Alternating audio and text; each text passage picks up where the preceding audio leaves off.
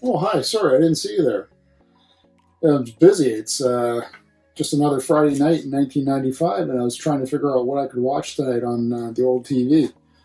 Just flipping through the TV guide, and I was, hoping to see if my favorite show was on and what the episode is going to be about. What? You've never heard or you haven't seen a TV guide in a long time and you forgot about that? Well, stick around. I'm going to show you what TV guides were all about. Okay, so I've pulled out a bunch of my TV guides. We'll go through them in a minute. But for those of you that don't know what this is, the TV guide was actually our hard physical copy of a guide listing for the programming for the entire week, for that specific week in television programming. So you would either have it sent to your house, which we normally did, or you could go to the grocery store and pick it up as you do your checkout. And the best part about it was that this was as important to the TV as your remote control. God forbid you lose your remote control or your TV guide. There would have been hell to pay, especially in my house, and most of it would have been me by screaming, "Where is the TV guide?" Because without this, good luck trying to find any special movies or anything that could be different than the usual programming for that specific week. And then also you couldn't tell if it was going to be a repeat or not, so you'd have to wait and then maybe waste your time. But this was a listings from the Saturday to the Friday. And, well, as you can see here, this is the X-Files one. This is May 11th to the 17th for the year, as I said before, 1995. We'll go through what I have. I've trimmed down my collection. I used to have boxes and boxes of these things. And as you can see, I've got them like in plastic wrap because I like my stuff a certain way. And this was the first time that this has been opened since, I don't know, at least 95, 2005, at least 10 years. So it's kind of cool to go through it, but we'll go through the ones that I have here, and then I'll show you the inside and what it actually looks like and what it would take to find a program. So since we're on the X-Files, where is it? That was that one. The next one was a two-parter, which was really cool. So the first one was Gillian Anderson on the cover. And I'll throw a big close-up up here. And Gillian Anderson. And the other one was David Duchovny. Now, both issues were exactly the same, but they started doing these gimmicks where you would be able to put the covers together, just to help increase the sales. I don't know, this was July 11th to 17th. 102 collectible X-File covers for this week. The back says 1998. So, two 1998 TV guides. Pretty cool cover. I did enjoy the X-Files show, obviously. The X-Files 20 Secrets of the Stars of the show, plus the season finale. So it's May 4th to the 10th, but there's no 1989 on the back as well. And this was December 30th to the 5th. Entertainer of the Year. We pay tribute to X-Files, its creator, and its stars. I should also make a note of the price here. You can see it's $1.05. These are Canadian prices. But, X-Files is obviously on the cover more. I think I just tried to keep the coolest ones. For you nerds into Star Trek. The price has gone up to $1.99. I don't know what year this is, but this is Star Trek Nemesis. That would have been the movie, I guess, right? A little bit of Jean-Luc Picard. Oh, dates on the side. They switched it where at a certain point they went to a flat spine, where these were the staple in the middle of the spine. And these covers always tended to get ripped, throughout the course of the week. So to have these immaculate either means I probably went out and bought new ones at the store just to save. But this is December 14th to 20th, 2002. Star Trek Nemesis. Is this the final journey? This is no date, but 30 years of Star Trek. That's a really cool one. August 31st to September 6th. Top 10 episodes. Interviews with all 4 captains. Kirk's women. An exclusive map of the Star Trek universe. That'd be really cool to... Maybe we'll open this one up. I'm not sure. I was just planning on going through the X-Files one. And then on the back, Zellers, which is no longer here in Canada, promoting Braveheart. July 19th to the 25th. This one, I gotta block it on the bottom here. This one was actually sent to our house, so it would have it would have my dad's name on there plus the house address, right? Make it so. You determine Star Trek's best captain, top crew, favorite episodes. I remember this. This was and this is 1993, based on the 1993 Villager van on the back. This was one where, it was like a fan vote of what was best in terms of who was the best captain, which ship had the best crew, la la la la. This is the debut of Deep Space Nine. This one was another one that was from our house. It's got a little bit of wear on the sides, which means it was definitely used by us, but that's cool. Another one from the house with a little bit of sexy Picard showing off the guns there, with his white undershirt and black zip-up leather vest. Next Generation's Patrick Stewart, the captain, lets his hair down. Plus X-Files, Odyssey, Babylon 5, and TV's Sci-Fi Explosion. 1993 again. Deep Space Nine's Avery Brooks. First major interview. And this was 1994. Plus John Candy's Hostage for a Day. Rebecca De Mornay. Used to watch her in a lot of the Baby Blue movies back in the day. May 18th to the 24th, 2002. The Captains. This was a collector's issue because it's got that reflective holographic sort of cover. The Captains of Enterprise.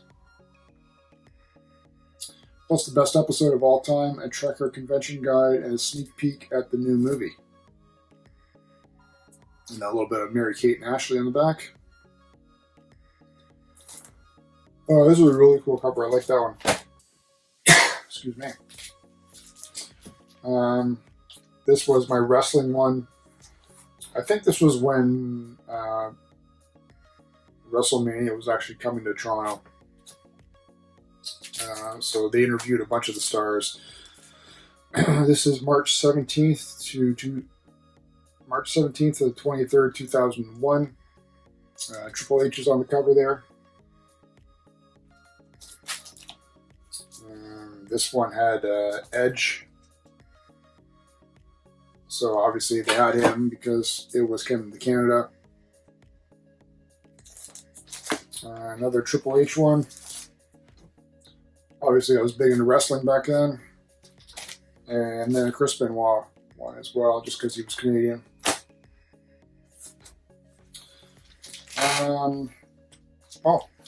Here's some more Star Trek ones. These were, again, collector issues, all for the same week. just again different covers.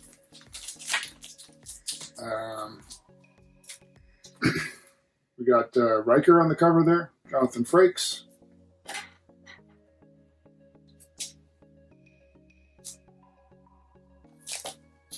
We got this one has Data on the cover. A little bit of Jean-Luc. And Marina Sirtis or Deanna Troi. And these are all obviously, when they don't have the stickers on it, you know I went to the store to buy these ones. And then finally, this is a mismatched pile, just of the odd things. And again, I'm not quite sure why, but this has Jessica Alba on the cover for Dark Angel. I remember I liked that show, and it was James Cameron produced it, I want to say, or directed it.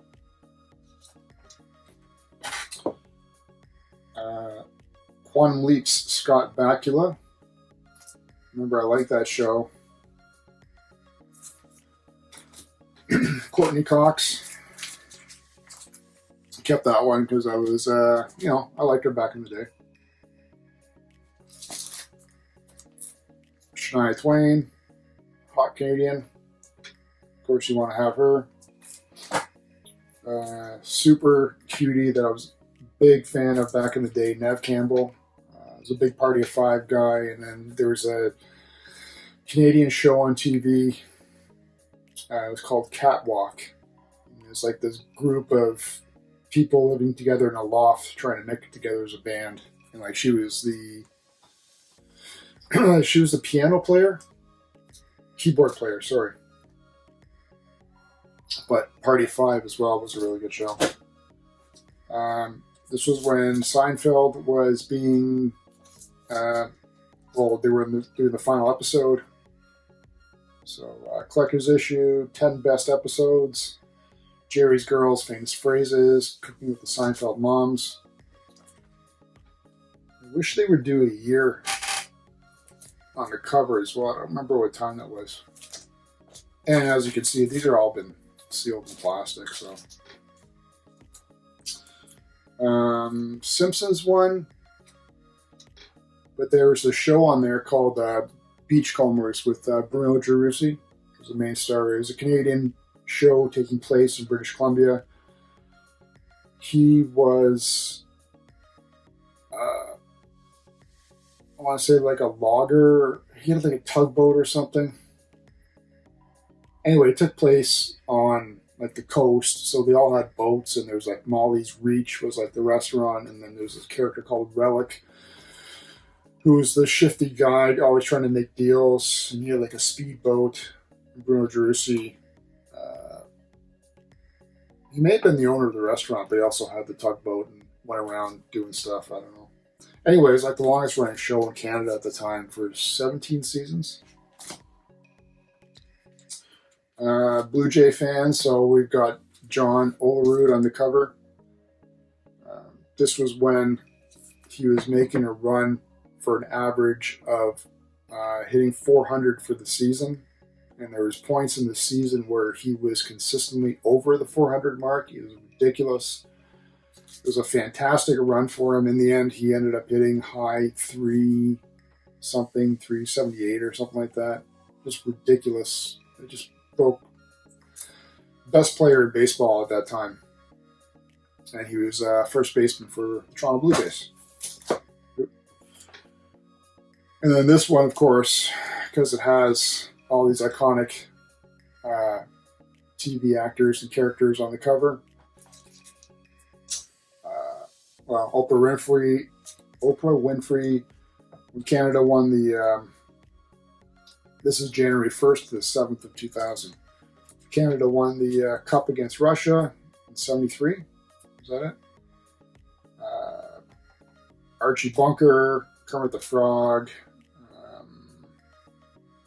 famous commercials with like Mikey. I can't remember this guy's name down here. Anyway, a really cool issue. I I love looking at these vintage TV shows like that. So those are the ones that I've kept. Pretty cool. I like looking at the covers. Now let's go through and I'll show you a brief run of what it would look like on a Friday night, 1995. Seeing what time your favorite show is on, and then we'll look at a couple days during the week and take a look at some of the ads in this issue. Okay guys, so this is what the TV guide looks like up close. Again, you can see the thickness of it there. It's like a good chunk. And just a brief scan through. Obviously lots of good stuff in there. My favorite thing was always starting at the front. The usual ads, and then it would tell you obviously in the contents there what page your main thing was. All the main stories on the front were always at the back. And then sprinkled in the front was a bunch of stuff like, they would talk to the actors and, get little quotes from them and what they're up to. A little bit of Bob Dylan action there, telling a story of when he went over to England and he told the Beatles that their music is brain dead. And they would have like these ads in here for, sending money away, and you would get like a plate. Remember I did that once for my mom for Christmas.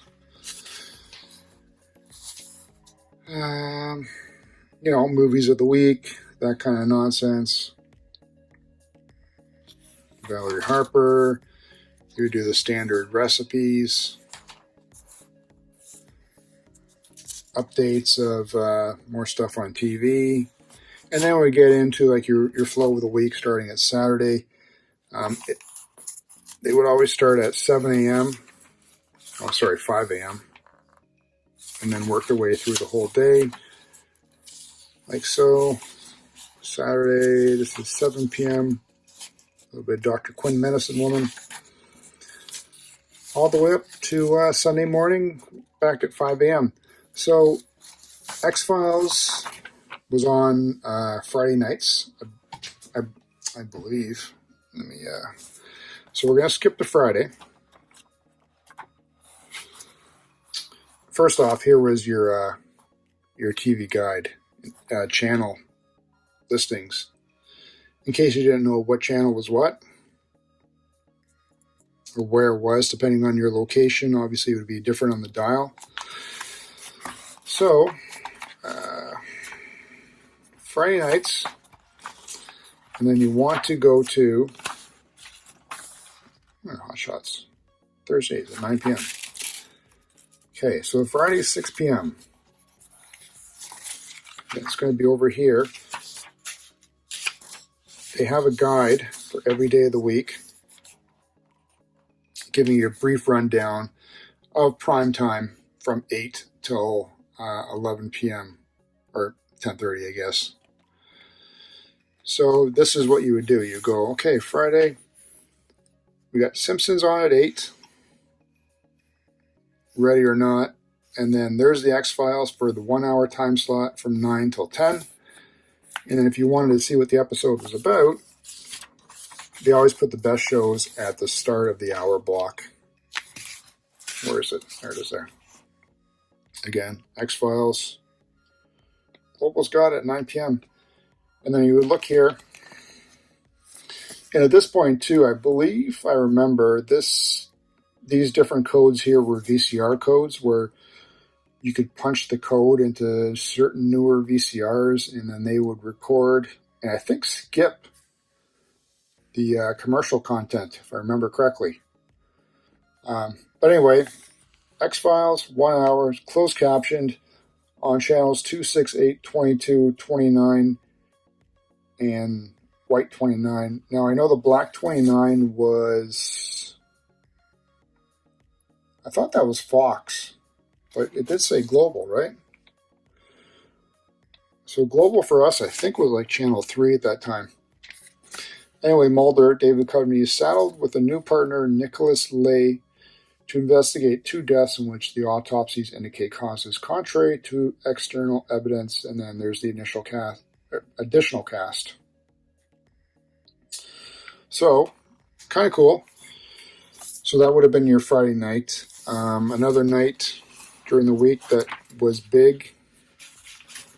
Oh, and they also interspersed like these book club and music club stuff in the middle.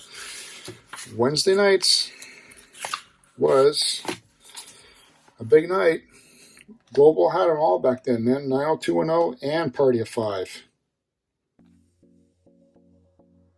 Who's that? Oh, Jason Priestley and Jenna something. Let's find out. Beverly Hills. Brandon, Kelly, Donna, and Steve appear in Claire and David's Cinema Verite project, which ends up revealing a bit too much verite for some. Meanwhile, Valerie moves back in with the Walshes. Dylan and Charlie work on a screenplay, and after visiting a therapist, Andrea contemplates telling about her fling. Cool. And then Party 5 was on at 9 p.m. Oh, look at that. It's back when Ellen had her comedy show. Or her sitcom, sorry. Wow. Oh, and you guys might have noticed, this was kind of cool. I didn't know this was, think about this being in here. I just recently did a couple videos on my tape collection, and I mentioned Columbia House. So this was your Columbia House thing you would get in your TV guide. 10 CDs or 10 cassettes for 1 cent. So you just write down this code, like whatever, man. So I wanted Heavy D in the Boat, Heavy D and the Boys. I'd write down 905-927 in your section there. Check off if you wanted a CD or cassette. You got a couple bonus ones for $6.95, and then you would get charged. You'd have to buy 6 more cassettes instead of 7 in the next 3 years. So Columbia House would hold you hostage for 3 years. And back then, music wasn't cheap. Pulp Fiction. Nice blast from the past there. So anyway, getting back to this, also I mentioned the cover picture was always in the back in terms of the article. Oh, before we do that, they also had your movie listings for the week. Make sure there's nothing else. So it would tell you on a Saturday night, or Saturday from 6 a.m. till 4 a.m. what was playing movie-wise. So we had, starting at 8, Greystoke, The Man with the Golden Gun, Cobra with Stallone, Poltergeist 3. And did they do the nude movies? It may have been Sparks, The Price of Passion. Can't remember if they included like nudie ones. And then early in the morning, Predator 2. So anyway, this would be like your movie guide, your quick glance guide for the week.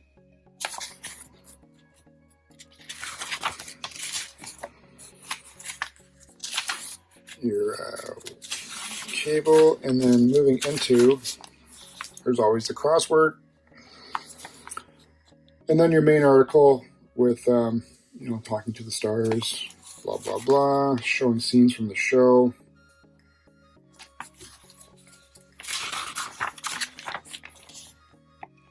It's a pretty good read. We sort of didn't have the internet like we do today to go through stuff, so it was like magazines was pretty much it. Another guide. Here's the article on Friends.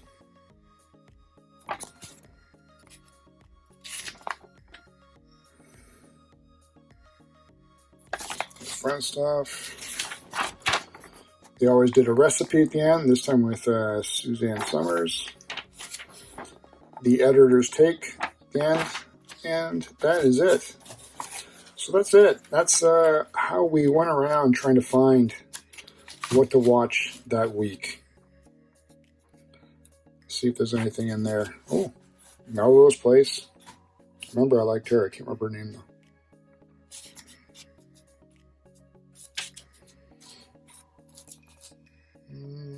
More Columbia House. There's 2 of those. I think that's it.